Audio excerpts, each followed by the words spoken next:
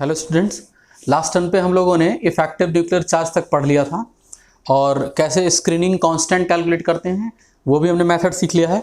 आज हम लोग नए आगे पीरियोडिक प्रॉपर्टीज स्टार्ट कर रहे हैं। तो फर्स्ट पीरियोडिक प्रॉपर्टी जो है वो एटॉमिक साइज के बारे में हम पढ़ना स्टार्ट करेंगे। तो एटॉमिक साइज होता क्या है, जैसे आप समझिए कि एटम के शेप को हम स्पेरिकल मान लेते हैं। एटम का शेप हम कैसा मान लेंगे? स्पेरिकल।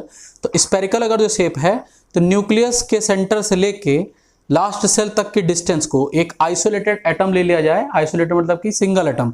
जैसे मान लो आपसे कहते हैं हाइड्रोजन H2, तो ये आइसोलेटेड नहीं है, लेकिन अगर जो H लिखा जाए तो वो आइसोलेटेड है।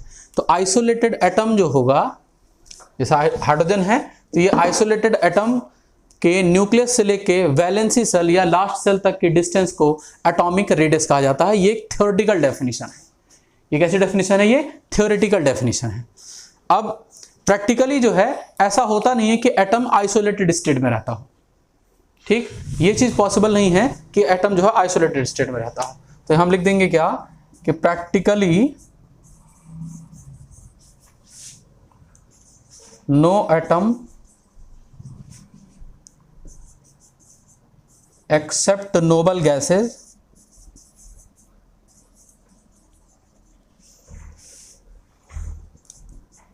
exist in free state, exist in free state in normal condition।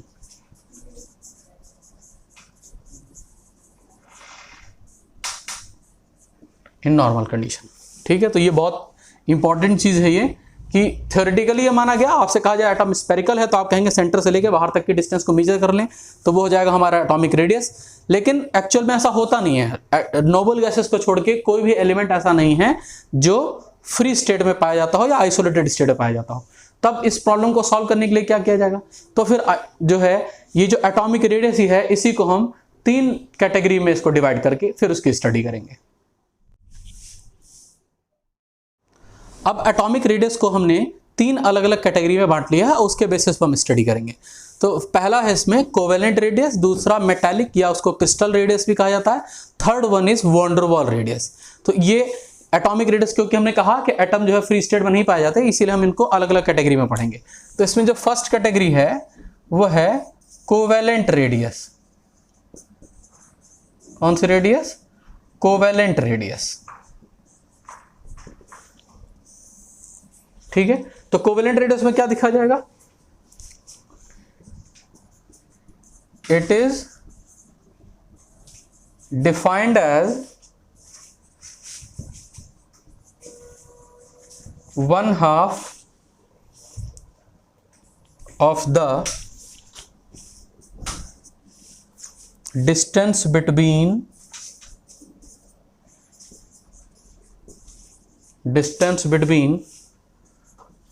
the nuclei of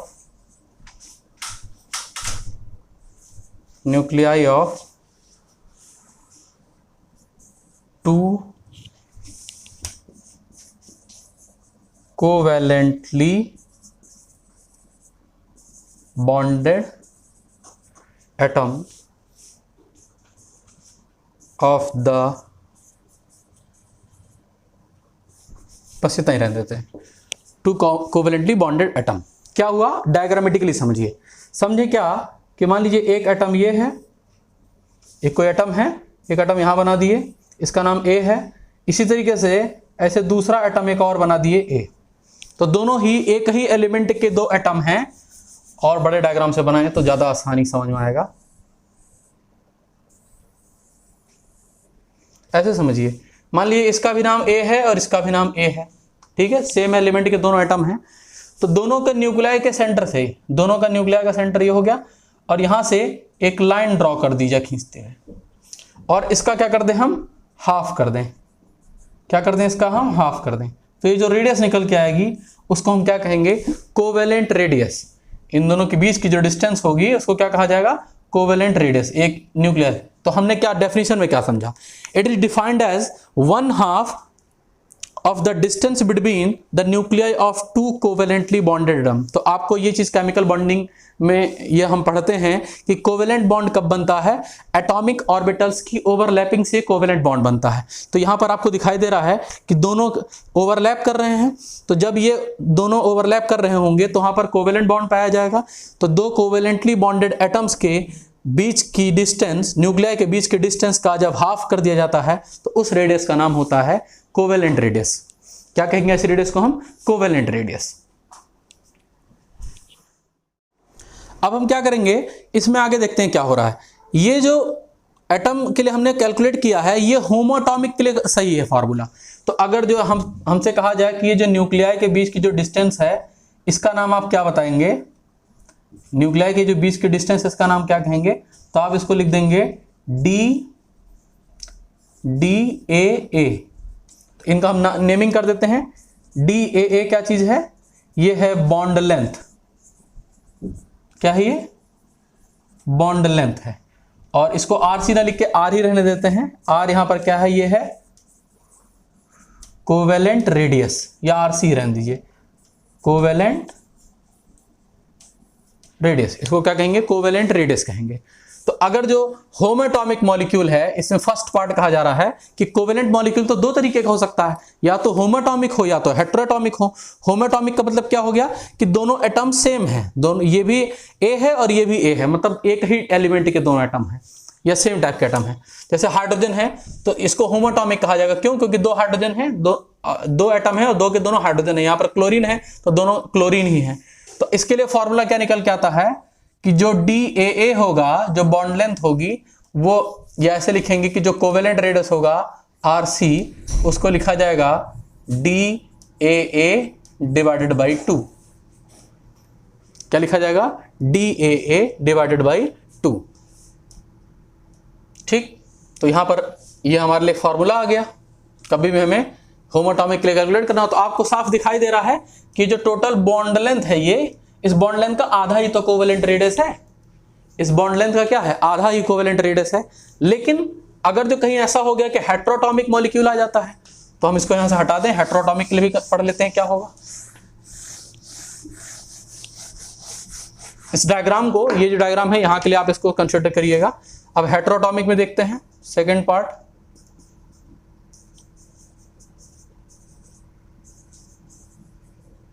हेटेरोटॉमिक molecule हो, एग्जाम्पल में इसका एग्जाम्पल ले लेते हैं HCl ले लेते हैं। तो क्या लिखोगे? आपको पता है कि हाइड्रोजन और क्लोरीन की बात कर रहे हैं, तो ये आपने लिख दिया, यह हमने बना दिया हाइड्रोजन, और क्लोरीन जाहिर सी बात है इससे थोड़ा बड़ा ही होगा, क्लोरीन इससे थोड़ा सा बड़ा होगा। अब यहाँ पे फिर से न्यूक्लियाई के इसकी डिस्टेंस निकाला जाएगा, फिर से यहाँ पे डिस्टेंस निकालेंगे तो फिर से रेडियस यहाँ से मिल सकती है हमें। ठीक है, हेटेरोटॉमिक में क्या हो जाएगा, यही जो एटम का साइज है ये थोड़ा बदल जाएगा, एक बड़ा हो जाएगा और एक छोटा हो जाएगा। तब ऐसे केस में क्या लिखेंगे हम? यहाँ पर एक चीज और लिख सकते हैं कि DAA जो होता है वो क्या हो जाएगा? Twice of RC। क्या हो जाएगा? ये ट्वाइस ऑफ RC हो जाएगा। देखो ये ट्वाइस ऑफ RC निकल के आ रहा है। अब क्या लिखें? इसमें होता है formula DAB is equal to, अब यहाँ AB हमने क्यों नाम रख दिया? एक एलिमेंट का नाम है A, एक एलिमेंट का नाम है B, तो हम डायग्राम से बना ही देते हैं इसको। एक एलिमेंट यहाँ A है, दूसरा एलिमेंट यहाँ B है, दोनों के बीच में कोवेलेंट बॉन्ड है, दोनों के बीच में कोवेलेंट बॉन्ड है। अब यहाँ पर जब हम इसको कंसिडर करना स्टार्ट करेंगे, ठीक है, जब यहाँ हम कंसिडर करना स्टार्ट करेंगे तो यहाँ रेडियस की बात जो होगी, ये इस पूरे डिस्टेंस का नाम हो गया, इस पूरे डिस्टेंस का नाम हो गया DAB। इसका नाम क्या हो गया? DAB, या A-B बना के लिख सकते हैं इसको, AB। अब कहा जाए बॉन्ड लेंथ कैसे निकालोगे, तो आप कहोगे कि DAB लिख देंगे इज इक्वल टू RA लिख देंगे, फिर क्या लिख देंगे? RB लिख देंगे। ठीक है, और माइनस 0.09 और ब्रैकेट में लिख दिया जाएगा XA माइनस XB। ये फॉर्मूला है कैलकुलेट करने के लिए, ये फॉर्मूला है इसको कैलकुलेट करने के लिए। तो आपसे पूछा जाए कि यहाँ पर कौन कौन सा सिंबल क्या डोनेट कर रहा है। ये जो डायग्राम है ये इसके लिए है, ये जो डायग्राम है ये पहले वाले है होम एटॉमिक के लिए है। इसको मैं हटा देता हूं यहां से क्योंकि हम समझ चुके हैं इसको। आपसे कहे कि डीएबी क्या चीज है, डीएबी क्या चीज है, तो आप कहेंगे बॉन्ड लेंथ है।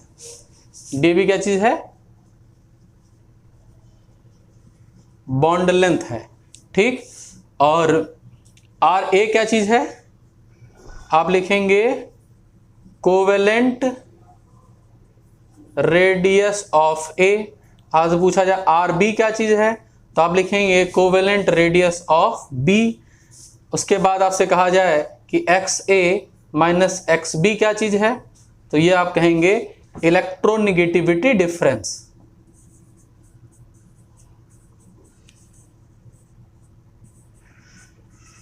इलेक्ट्रोनिगेटिविटी क्या है, डिफरेंस है, ठीक है। ये इलेक्ट्रोनिगेटिविटी को डिनोट कर रहा है। फिर से समझ लीजिए क्या हो रहा है, जब तक मॉलिक्यूल होमोएटॉमिक है, जब तक मॉलिक्यूल होमोएटॉमिक है तो सिर्फ क्या करेंगे, इन दोनों के बीच के डिस्टेंस का हाफ कर दिया जाएगा। इन केस मॉलिक्यूल हेटेरोएटॉमिक हो गया तो एक हाइड्रोजन, जैसे यहां पर एग्जांपल ले लिया, एक हाइड्रोजन एक क्लोरीन, तो यहां आप लिख दोगे हाइड्रोजन या इसको मान लोगे क्लोरीन। अब कहे कि कोवेलेंट रेडियस कैलकुलेट करके दिखाओ, तो उसके लिए फॉर्मूला यहां चेंज हो जाएगा। डीएबी यहां पर बॉन्ड लेंथ है, एबी की बॉन्ड लेंथ, तो क्या कहेंगे ए का कोवेलेंट रेडियस बी का कोवेलेंट रेडियस दोनों को जोड़ दोगे और उसमें में से कुछ माइनस कर दिया जाएगा। उसमें में से क्या कर दिया जाएगा, कुछ माइनस कर दिया। क्या माइनस कर दिया जाएगा, 0.09। उसके बाद क्या करेंगे, मॉडुलस लगा के एक्स ए माइनस एक्स बी लिख दे रहे हैं। एक्स ए एक्स बी क्या डोनेट कर रहा है, एक्स ए और एक्स बी ये इलेक्ट्रोनिगेटिविटी का डिफरेंस डिनोट कर रहा है। अच्छा, दोनों डिफरेंस फॉर्मूले में डिफरेंस क्या आया, यहां पर आप जो है इसमें आप देखेंगे कि दोनों डिफरेंट टाइप के एलिमेंट हैं, तो एक अगर जो दोनों अलग अलग टाइप के हैं तो दोनों के बीच में कुछ ना कुछ इलेक्ट्रोनिगेटिविटी का डिफरेंस होगा। दोनों के बीच में कुछ ना कुछ इलेक्ट्रोनिगेटिविटी का डिफरेंस होगा। अगर जो दोनों के बीच में इलेक्ट्रोनिगेटिविटी का डिफरेंस है तो ये एटम्स क्या होंगे, एटम्स क्या होंगे, और क्लोजर आ जाएंगे। तो एक्चुअल में जो इनकी रेडियस होगी उसके कंपैरिजन में रेडियस थोड़ी कम आएगी। तो ये फॉर्मूला है किसके लिए, हेटेरोएटॉमिक के लिए। अब सेकेंड टाइप हम पढ़ते हैं मेटालिक या क्रिस्टल रेडियस। ये क्या है, it is 1/2 of the distance between two adjacent atom. ऐसे समझिए कि क्रिस्टल रेडियस में क्या होगा, ये जनरली मेटल्स में पाया जाता है इस टाइप का रेडियस, तो वहां पर हम कंसीडर करेंगे। जैसे मान लीजिए क्रिस्टलाइन स्ट्रक्चर हम बना दे रहे हैं, ठीक है। इस तरीके से स्ट्रक्चर ऐसे 3D में ऐसे 4 बॉल का सेट है, इसी के ऊपर ऐसे 4 बॉल और रख दी जाए तो वो 3 डायमेंशनल बन जाएगा। हम किसी 2 के लिए बात करें तो हम कह रहे हैं जैसे मान लीजिए ये न्यूक्लियस और ये न्यूक्लियस है, इन दोनों के बीच की डिस्टेंस ले ली जाए और उसका क्या कर दिया जाए, हाफ कर दिया जाए। तो ये जो रेडियस यहाँ निकल के आएगी उसका नाम कौन सा है, RM से डिनोट कर देते हैं, और इसका नाम क्या रख देंगे हम, मेटालिक रेडियस। कौन सी रेडियस रखेंगे, मेटालिक रेडियस। आपसे पूछा जाए कि कोवेलेंट और मेटालिक में कौन सी रेडियस बड़ी है, तो आप देख के बता देंगे कि मेटालिक रेडियस बड़ी होती है, क्योंकि यहाँ पे दिखाई दे रहा है कि एटम्स एक दूसरे को टच कर रहे हैं, ओवरलैप नहीं कर रहे हैं। एटॉमिक ऑर्बिटल्स यहाँ पर ओवरलैप नहीं करते, एटम्स एक दूसरे क्या कर रहे हैं, सिर्फ टच कर रहे हैं। तो कोवेलेंट के कंपैरिजन में मेटालिक रेडियस का साइज जो है वो ज्यादा होगा, ठीक है। तो अब इसके बाद जो हम थर्ड टाइप पढ़ने जा रहे हैं वो थर्ड टाइप है वॉन डेर वाल रेडियस। अब थर्ड टाइप हम पढ़ने जा रहे हैं van der Waals radius. Van der Waals radius क्या है, it is the 1/2 of the distance between 2 nuclei. 2 अलग अलग न्यूक्लियाई हैं, दो अलग अलग एटम हैं, दोनों के बीच, दोनों के न्यूक्लियाई के बीच के डिस्टेंस का हाफ जो होगा उसको वॉन डेर वाल रेडियस कहा जाएगा। एक और तरीका है इसमें कि 2 एडजेसेंट मॉलिक्यूल हैं और उन दोनों के दो एडजेसेंट एटम हैं और दोनों अलग अलग मॉलिक्यूल्स के हैं, ठीक है। तो उनके बीच के डिस्टेंस को भी क्या कहेंगे हम, वॉन डेर वाल रेडियस ही कहा जाए। दोनों के बीच के डिस्टेंस के हाफ को वॉन डेर वाल रेडियस कहेंगे। लेकिन ये सबसे इंपॉर्टेंट चीज इसमें क्या है, वो ये है कि ये सब कुछ जो कंसीडरेशन है वो सॉलिड स्टेट में किया जाता है। कब किया जाता है, सॉलिड स्टेट में। जैसे आप समझिए कि एक कंटेनर मैंने ले लिया, इस कंटेनर के अंदर कोई गैस भरी है। अब मैं कहूं कि एक एटम यहाँ है और एक एटम यहाँ है, दोनों के बीच की डिस्टेंस ले लिया और हाफ कर दिए, तो वहां पर हमको क्या मिल जाएगा, वॉन डेर वाल रेडियस मिल जाएगा। लेकिन गैस तो कंटिन्यूअसली मूविंग है ना, तो आप कैसे डिसाइड करेंगे किस टाइम पे कैलकुलेट किया गया। तो इसका जवाब ये है कि जो गैस को सॉलिडिफाई करा दिया जाता है, van der Waals radius generally gases के केस में कंसीडर करते हैं, लेकिन जब उनको सॉलिडिफाई कर लिया जाता है तब उन दोनों के बीच के डिस्टेंस का हाफ करके तब उसको वन डर वाल रेडियस निकालते हैं। तो हम एक डायग्राम के थ्रू समझाते हैं आपको। ऐसे समझिए कि जैसे ये एक एटम है, नियॉन का एक एटम ले लिया, तो एग्जैक्टली ऐसे ही एक दूसरा नियॉन एटम उसके एडजेसेंट पोजीशन पे बना है। तो आप जानते हैं कि नियॉन इनर्ट गैस का एटम, नियॉन क्या है, इनर्ट गैस है। तो ये दोनों ही कभी भी आपस में बॉन्ड फॉर्मेशन नहीं करेंगे, तो इन दोनों के बीच में कुछ ना कुछ डिफरेंस जरूर होगा, जो कुछ ना कुछ डिस्टेंस गैप होगा। तो दोनों की न्यूक्लियाई के बीच, न्यूक्लियाई को की डिस्टेंस मेजर कर लिया और उसको हमने क्या कर दिया, उसका हाफ कर दिया। तो आपको कौन सी रेडियस निकल के आई यहाँ पर, वॉन डर वाल रेडियस। कौन सी रेडियस मिली, वॉन डर वाल। तो पहली डेफिनेशन देखिए, it is defined as 1/2 of the distance between the nuclei of two non bonded, non bonded मतलब दोनों के बीच में बॉन्डिंग नहीं है, आइसोलेटेड एटम, एक आइसोलेटेड एटम यहाँ, एक आइसोलेटेड एटम यहाँ पर। अब आगे क्या है, और दूसरा तरीका, two adjacent atoms belonging to two neighbouring molecules of an element. अब इसी का दूसरा तरीका क्या हो सकता है, जैसे मान लीजिए हम बात करते हैं Cl2 की, किसकी बात करें, जो है क्लोरीन की। तो क्लोरीन में क्या होगा, एक क्लोरीन यहां बना दिए, दूसरा क्लोरीन यहां बना दिए, तो दोनों क्लोरीन आपस में कैसे रहते हैं, कोवेलेंटली बॉन्डेड है। कैसे बॉन्डेड है, कोवेलेंटली बॉन्डेड है।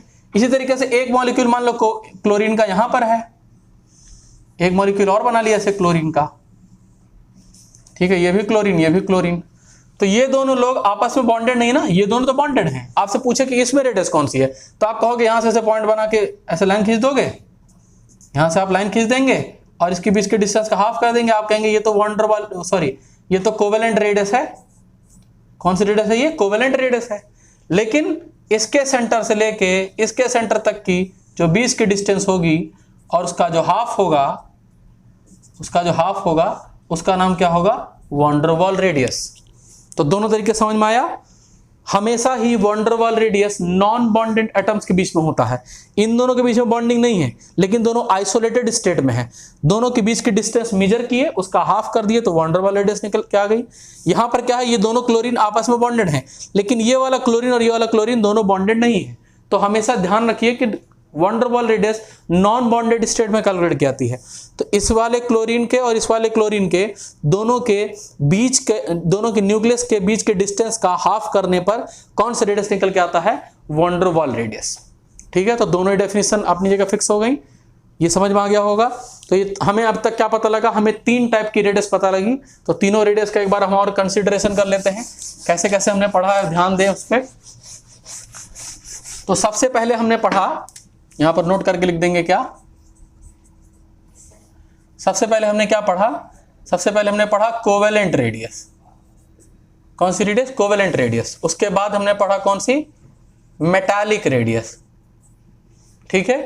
और लास्ट में हमने क्या पढ़ा, वॉन डर वाल्स रेडियस, ठीक है। तो आर यहां पे डिनोट क्या कर रहा है, वॉन डर रेडियस डिनोट कर रहा है। तो सबसे छोटी रेडियस वॉन डर वाल, उससे बड़ी रेडियस मेटालिक, और सबसे बड़ी रेडियस कौन सी, सबसे छोटी कोवेलेंट है, उसके बाद मेटालिक है, और सबसे बड़ी रेडियस कौन सी है, वॉन डर वाल। अब दोनों को मैं सबको एक साथ समझा दे रहा हूं। कोवेलेंट में क्या होता था, एटम्स एक दूसरे पे ओवरलैप करते थे। मेटालिक में क्या होता था, एटम्स एक दूसरे को जस्ट टच करते थे। और इसके केस में क्या होता था, टच भी नहीं करते हैं, दूर दूर रहते हैं।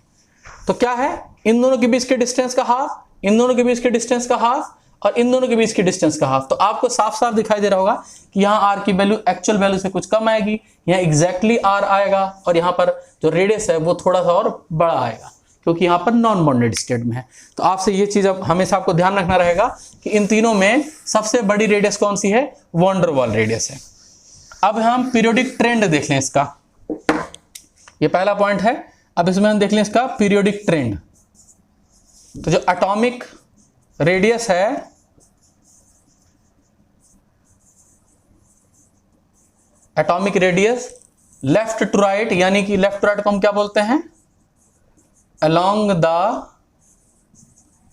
पीरियड। तो अलोंग द पीरियड हमेशा ये क्या होगा, डिक्रीज करेगा। क्या होगा, डिक्रीज करेगा। और टॉप टू बॉटम का नाम क्या है,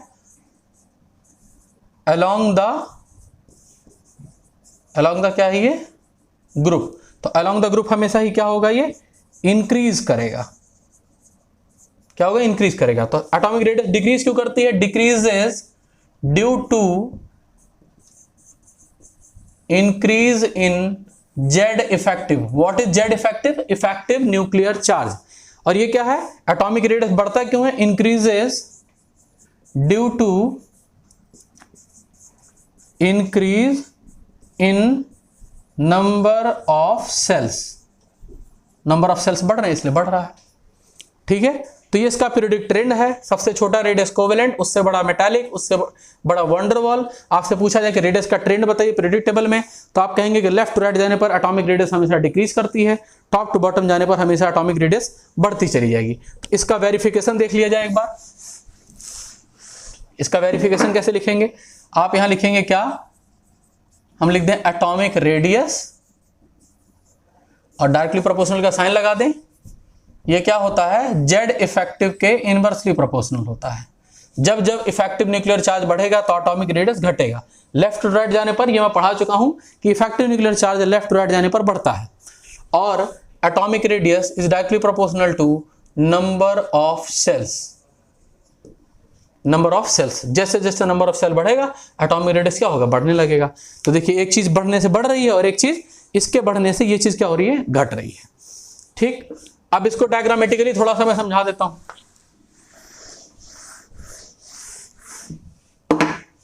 देखो मैंने लिखा लिथियम, उसके बाद मैं लिखूं सोडियम, पोटेशियम, रुबिडियम, सीजियम, ऐसे मैं लिख दूं। तो ये न्यूक्लियस है। लिथियम के केस में कितना रहेगा, न्यूक्लियस के बाद एक सेल है, उसके बाद न्यूक्लियस के बाद कितने सेल है, 2 सेल है।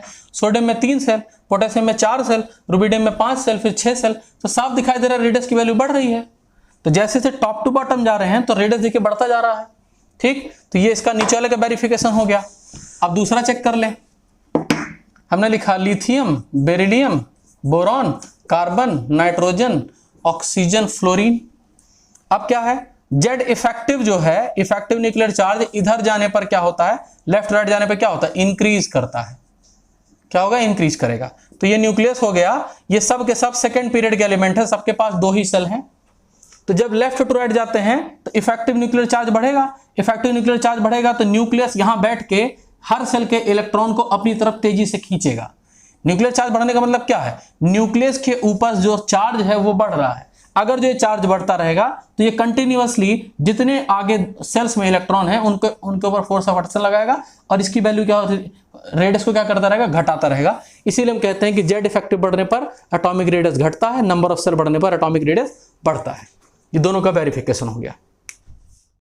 ठीक है, अभी क्या है, एक एक्सेप्शन पढ़ना है हमें। एक्सेप्शन एटॉमिक रेडियस के केस में क्या है कि जो नोबल गैसेस होती हैं, नोबल गैसेस हैव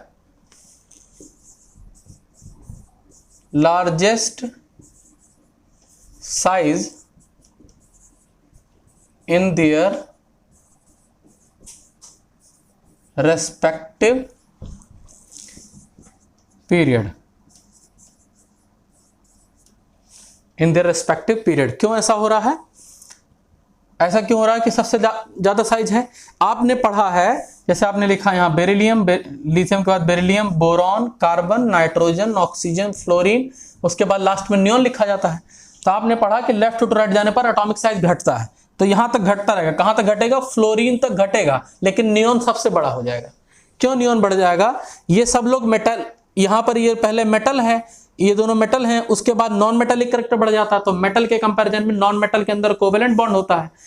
जैसे यहां पर देखिए ये लोग मेटालिक कैरेक्टर शो कर रहे हैं, ये लोग कौन सा कैरेक्टर शो कर रहे हैं, नॉन मेटालिक कैरेक्टर। तो यहां कौन सा बॉन्ड आएगा, कोवेलेंट, क्योंकि ये इनर्ट गैस है, यहां कौन सा रेडियस आएगा, वंडरवॉल। तो मेटालिक से छोटा होता है कोवेलेंट और इन दोनों से बड़ा होता है वंडरवॉल। तो यहां पर हम कौन सा रेडियस कंसीडर कर रहे हैं, यहां पर कौन सा रेडियस कंसीडर करेंगे, वंडरवॉल रेडियस। तो इसीलिए ये चीज अपने दिमाग में हमेशा के लिए सेव कर लीजिए कि लेफ्ट टू राइट जाने पर साइज घटता है, लेकिन लास्ट कॉलम में 18th कॉलम में या 18th ग्रुप में, जिसको जीरो ग्रुप भी कहा जाता है, उसमें इनर्ट गैसेस होती हैं, और इनर्ट गैसेस अपने रेस्पेक्टिव पीरियड में सबसे ज्यादा बड़ी होती हैं।